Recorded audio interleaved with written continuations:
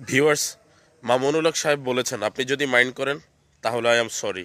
কেন বলেছেন শুনুন ওনার মুখ থেকেই। ছোট্ট ছোট্ট কয়েকটা কথা বলবো, গরম কথা তো সবসময় বলি।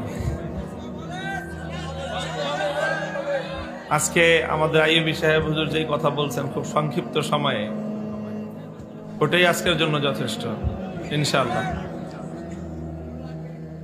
কথাগুলো মনে রাখবেন, যেই কথাটা বলছেন উনি সবচেয়ে মূল কথা, যেটা অনেক কথা তো বলছেন অল্প সময়ে, উনি তো অন্যভাবে বয়ান করেন,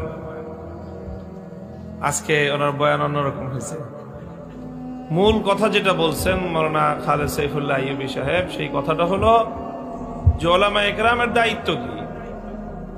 ওলামা ইকরামের মূল দায়িত্বটা হলো যে আপনি যদি ভুল করেন, ভুলটা বলে দেওয়া আলেমদের দায়িত্ব।